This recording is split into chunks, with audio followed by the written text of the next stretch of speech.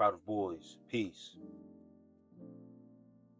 Come to talk to y'all today about semen retention, attraction, and setting boundaries, keeping your energy sacred. And this isn't about putting a guard up. This is about protection over what you will come to understand upon your path, how much your energy matters to you. Your sexual energy. All right? To be specific. These boundaries that we set isn't a wall to put up to block anybody out. But that wall is there for that. Don't get it mistaken. It's just you understand your energy, and this is about protecting that energy. So the wall is there for protection, and if it deems that something negative comes your way, then yes, this wall is there to block that off, to guard you, to be guarded, to be protected. All right? But now, when we talk about these boundaries and how this wall is built up through our journey on semen retention, starts with self-respect. The boundaries that you have created for yourself, the acts of love towards yourself. When you are in semen retention and you aren't taking things upon yourself, when you aren't taking matters into your own hands, watching P on the screen, images, and all that programmed into your mind, these actions towards yourself subconsciously start to have an effect on how you are overall as a person, because there's certain things you will accept and not accept, because you have done the work for yourself that you don't accept certain things have altered your reality, and now that you have shifted into a new reality, the things that don't serve you have to go away. They disappear. Anything else towards you, against you, is disrespect. This is where the boundaries go up. All right? When you have done these acts towards yourself of self-love, self-respect, anything outside of that, if you feel the energy coming your way and it throws your energy off and you feel that disrespect, then it's disrespect. You shouldn't have to question it. You know what it is. And that is the key reason why you shouldn't be, I'm going to say it, doing what you're doing to yourself out there. Wasting your energy frivolously. When you start to do that type of work and you have that self-respect for yourself, you know what happens? You attract respect. Now, the people that come with that disrespect, you have that wall up, you know how to deal with that right away, and those people will either disregard or go away, or they will disappear, I guarantee you. This is where cold and cutting off people comes very key, in being silent, being quiet. You attract respect. The disrespect gets blocked. And you got to be cold. Because sometimes it could be the person laying right next to you and disrespect you. And you got to check it. It isn't to say that you got to cut them off right away, but you meet disrespect where it's at, you address it, and it's a strike one. If the person has enough respect for you, then they know what lines not to cross with you, and they will respect that about you. If it happens again twice, maybe it's a test to see if you really stand on it, but it's still disrespect. So you got to check it. You understand? Now, if it's a third time, then that person don't respect you. Point blank, period. Now you're out. 3 strikes and you're out. You dig? Protecting your peace is what these boundaries are doing. It's protection over your peace on this journey. You have taken this journey out. If you have walked upon this path of taking this semen retention serious and on days and months, years out, you understand the peace that it brings you, the inner peace. All right? Once again, not building a wall to keep people out. You aren't a peaceful person. You come around, you are disturbing the peace. You're throwing the energy off. All right? This isn't to keep people out or away. But when you bring your peace around, it should bring peace around. And when there is not peace, then it must be right. The tongue is mighty powerful. So when people start to speak of things, listen very closely. That's why I say silence is very key. Sometimes just be quiet and listen. The wall is a boundary for your overall protection, guys. It's a shield. Don't even worry about people confusing how you're moving with being an asshole, being arrogant, having an ego, whatever the case may be, because they don't know what you're doing behind the scenes, behind closed doors. We are stripping our ego. We're doing everything opposite those naysayers and those people from the outside looking in. We're doing the complete opposite of what they're saying. So continue to do what they're doing. And then when they give you advice, you do exactly the opposite of what they're saying, guys. That's what you do.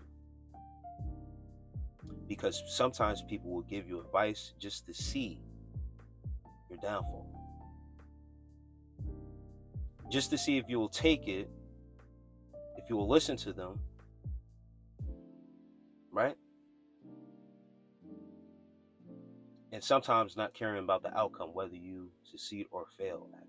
And it's cool, because most of the time, if you're moving how you're moving, and you do it anyway, you'll probably succeed.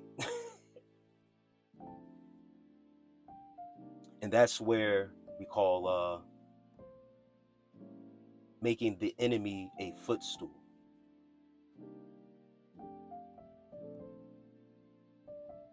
That boundary, that protection is very key. It helps you, all right? It blocks, and also it brings total awareness, all right? It's just about paying attention. Transformation through our and your, wherever you are out there, your semen retention. Through your journey, through your transformation, it requires change. Transformation is change, and with change is a new you. And with the new you, it becomes new rules. New you, new rules. You shedding skin. Butterfly out the cocoon. All these analogies, this is what it does. It's the inner work, and now, from outside, those old ways have to go away, disappear.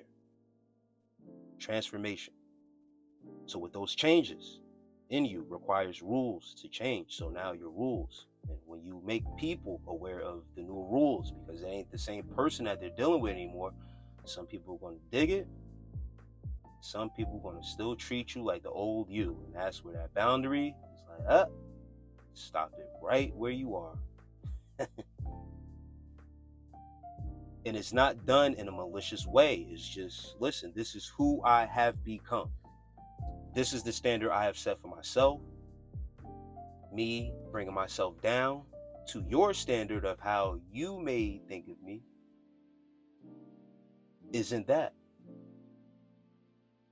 That's why I say it takes being cold, because some of the closest people to you, if they haven't grown in their own right, come to an understanding, right, of how whatever their path is in their walk,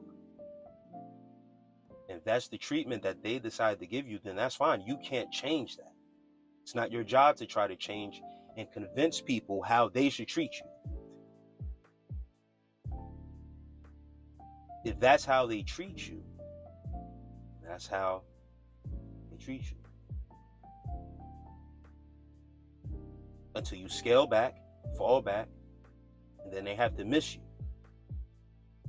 They'll be missing the old version of you, but guess what? So will you. But who has to deal with you more? Yourself or the person that you need to cut off? Meditate on that. No as a boundary. The word no is very powerful, guys. When you tell a person no, you'll start to see a person who may feel some sort of entitlement towards what you're doing, what you're about, what you have, whatever the case may be. This is just a generalized example, right? But the word no is very heavy because the expectation that people grow for you, the energy that you have maybe exposed to that person, the dependency that that person has gotten used to, that consistent yes, and they have grown to depend on that consistent yes. And the minute you say no, it's a twist. All right? Guys, sometimes you have to say no early. And it's not to prove a point, it's to set a boundary. It's something that should be natural, but some guys need to hear this, especially when we're dealing with these women. Guys are son gun ho to say yes to everything, especially early on dealing with a female. Been there, all right? So I know exactly what I'm talking about. When you really are attracted to a female that you're really attracted to, I'm not talking about any other broad, all right? I don't want to go too crazy because we got to decipher between women and these other, what's out here, all right? Guys, being yes, yes, yes too soon with these women that you're attracted to, that you're trying to court early, that you see yourself being with, all that yes, yes, yes, don't play too well. Because in the long game, the minute you say no now, you want to set a boundary, she's going to look at you weird. All right? Now she's going to have to adjust. And you haven't tested her yet to see how she will adjust to it. Do it early on. When you tell a female no, I've dealt with females and told them no early, and I've ended up having to cut them off or just not talking to them no more. I've told other females no. They say, okay, well, let me know. Yeah, that part. It's about conversation, not having your nose wide open, having your boundaries set, all right? We get stuck on the beauty, on the skin, the looks. But has that female done the inner work like you're doing the inner work? If you're willing to do the inner work, that's what you attract. As much inner work that you have done, the person that you're probably going to attract is just as much amount of inner work you probably put in. For real, for real. Like attracts like. Guys, all right, I jokingly saying this, but honestly, guys, do your inner work. Put these boundaries in place. Make no a normal thing. If it goes against your schedule, your time, your attention, all right, say no. So, listen, short example, right before I leave you guys, right? The female, you're texting the female, whatever the case may be. This is something I dealt with, currently, whatever, a couple weeks ago, right? Texting the female, whatever, hey, can I give you a call later before this? And I genuinely had something to do. I'm busy. Now, to sneak a phone call in, with a female that you're attracted to, most guys would do it. Yeah, I'll take a little break and sneak off and talk. Like, nah, I got to hit you later on. Now, understand, guys, I know it seems something simple and minuscule, but I've seen chicks double text me, flip on me for not taking their phone call on their schedule, on their time. I've dealt with it because you're in the mix with them. You're in a sexual relationship with them. So they get to a point where you know, you become too available, too much access. All right. When you have that boundary early, for real, when you're genuinely busy, all right, when you really have your time set. That's why it's key to schedule out your time. Don't let nothing, you know what I mean, uh, uh, have a glitch in your time, in your schedule, how you make it up, unless you allow it. But when you tell people no, and they give you back talk, all right, and it's not like you're dealing with a child or anything, but it's immaturity for sure. When you got to deal with back talk as to why and this and that, you're like, hey man, like I'm a grown, you shouldn't have to tell nobody this, but sometimes it's necessary to remind people because it's a boundary. Hey, listen, I'm not sure who you're used to dealing with, but I don't do that. I don't work like that. You did. I don't check people like that. If they're busy, I don't check people like that because I have respect for people. I have that respect for myself.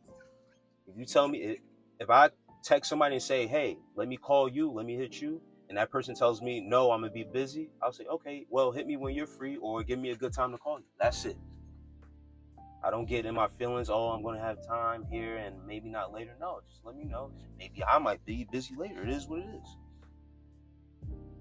We all got our paths to walk, and along our paths, we need a shield with a sword. You did. I'll leave y'all with that. With all I said, gentlemen, love and peace.